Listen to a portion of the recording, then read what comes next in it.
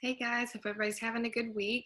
Today we've got time period 5 review, which is a really important one because it is not only Mexican-American War and Manifest Destiny, but also the buildup to the Civil War, as well as Reconstruction. So I can see this really being a possible topic for the DBQ on the AP exam, so make sure you know this time period pretty well.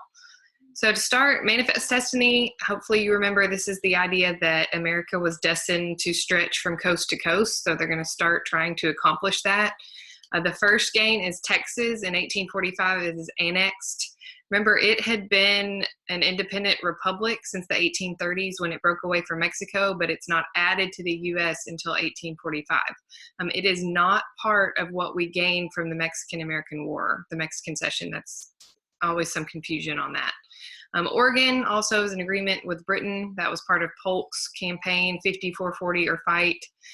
Then the Mexican-American War, hopefully you remember, that was caused by Polk poking Mexico, provoking them into a war. He basically sent troops to the border to get shot at so that he would have a reason to go to war to gain California because they wouldn't sell it. This is where we see Abraham Lincoln coming on the scene as a young representative. He asked for the spot where American blood was shed and called those the spot resolutions, and he and other Whig party members opposed the Mexican-American War.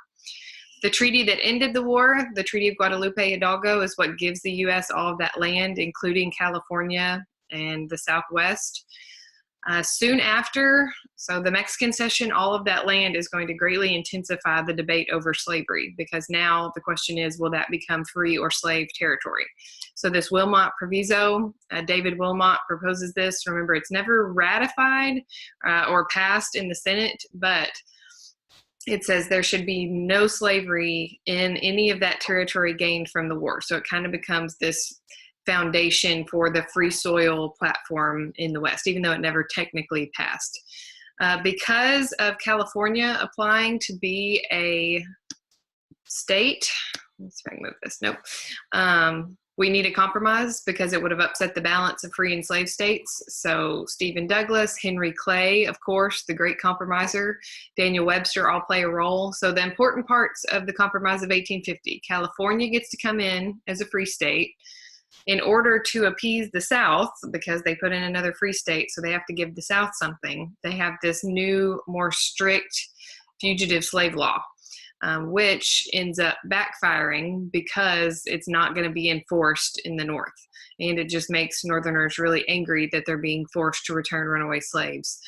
So really the South doesn't benefit hardly at all from the Compromise of 1850. Here's a map showing Mexican Cession. So this tan right here is after the Mexican-American War, what was gained from Mexico, including, of course, California over here. Next is Popular Sovereignty, a Kansas-Nebraska Act. Sorry, I'm in the way there. 1854. So this is Stephen Douglas, known as the father of popular sovereignty. He's going to be a senator from Illinois who runs against Lincoln. They have their famous debates. But his Kansas-Nebraska Act, what this says is that Kansas and Nebraska should be given popular sovereignty, which hopefully you remember. That is the idea that the people in a given territory should get to vote on whether or not to have slavery.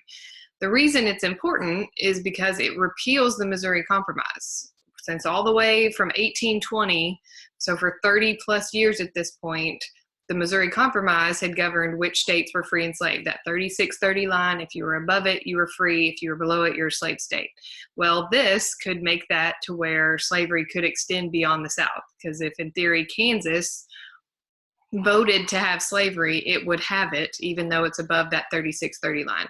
So this greatly intensifies the debate. It does not work out like they thought. If you remember in Kansas, people come over the border from Missouri to vote. People like John Brown start hacking people up. It gets bloody really fast and call that bleeding Kansas. So popular sovereignty doesn't work out like they're hoping. And this causes a split in the Democratic Party. People are angry at Stephen Douglas. So some of those that leave the Democratic Party will become the members of the newly formed Republican Party, which will be Lincoln's party in 1860. Next, Dred Scott case, important case. Hopefully you remember this one. This is Dred Scott right here. The background of the case, he was a slave. Oh, goodness. a slave that was taken into free territory, and then his master died, so he sued for his freedom. The important part is the ruling. So the Supreme Court, led by Chief Justice Roger Taney right there, says, first of all, he shouldn't have been able to sue in the first place because he is a slave and they can't sue in court. Then they go beyond that and shock everyone with this ruling that because slaves are private property, you can't tell slave owners they can't take them above a certain line. So they say basically the Missouri Compromise was unconstitutional all along because you can't tell farmer from Alabama that they can't take their slave to Illinois because that's their private property and you're violating their Fifth Amendment right, which is a shock to everyone. Abolitionists are obviously outraged by this. It becomes a major issue in the debates between Abraham Lincoln and Stephen Douglas, and it widens the gap even more. It's another thing leading down the road toward the Civil War. Then the final straw toward war is Lincoln's election. At this point, he's running as a Republican in the newly formed party, but he is not in favor of abolishing slavery in the South. He is only opposed to the further expansion into this new Mexican cession territory. When he's elected, he didn't even appear on the ballots of several southern states, so South Carolina and 7 other ones secede following his election, and that's, of course, when the Civil War is going to start. So as far as the war itself, we're not too focused on battles and campaigns, more so advantages and disadvantages of each side, causes, effects, things like that. So for the North, they had an advantage in most material things: railroads, factories, Navy, more people, more food. However, Lincoln is going to have a really hard time finding good generals. So he goes through several before he gets Ulysses S. Grant, who's pretty effective. And their population is divided on whether they support the war or not. They don't have that moral cause that the South has.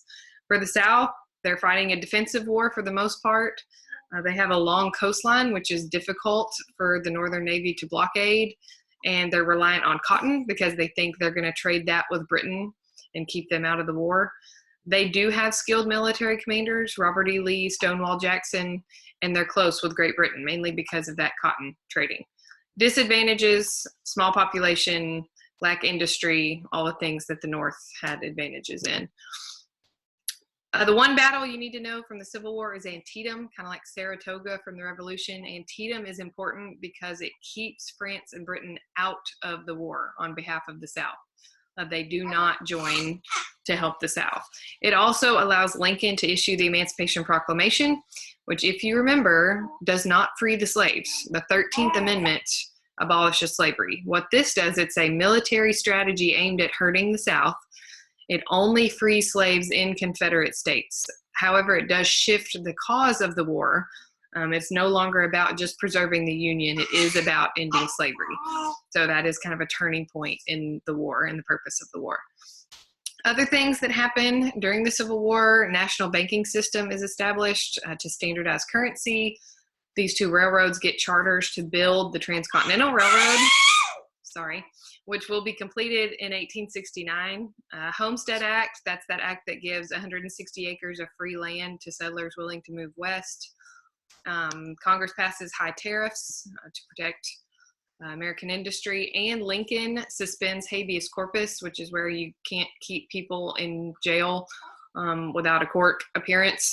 That goes with that theme of personal liberties decreasing during wartime, and he does do that. Oh, sorry. So Reconstruction, after the war, of course, the North wins.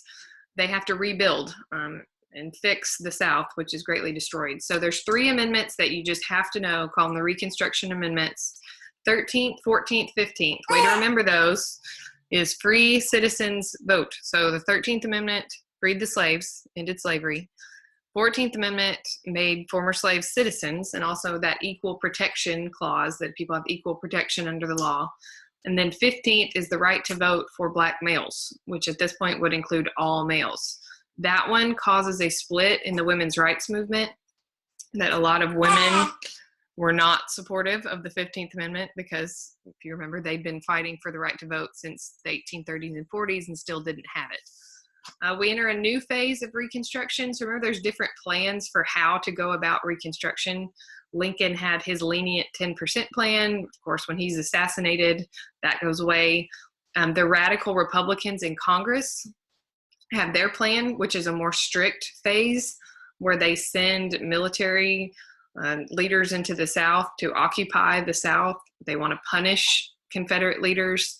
And they also don't like President Andrew Johnson because he is not going along with their plan for how to go about Reconstruction. So he's impeached by Congress. In the South, former slaves, most of them enter into sharecropping, which is that farming, tenant farming for usually their former masters. It's a cycle of poverty.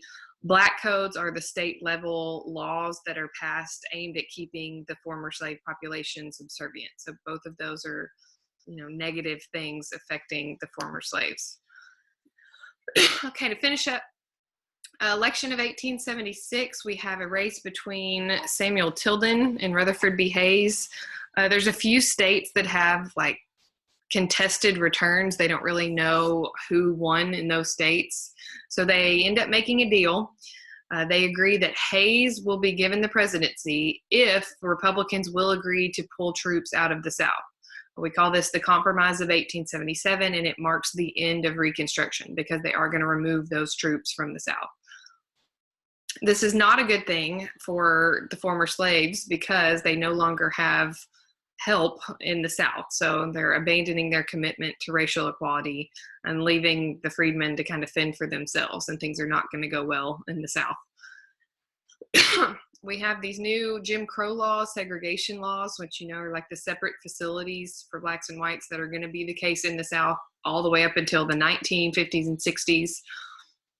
Civil rights cases, series of cases that really overturn or limit a lot of the rights of African Americans under the 14th Amendment, under equal protection.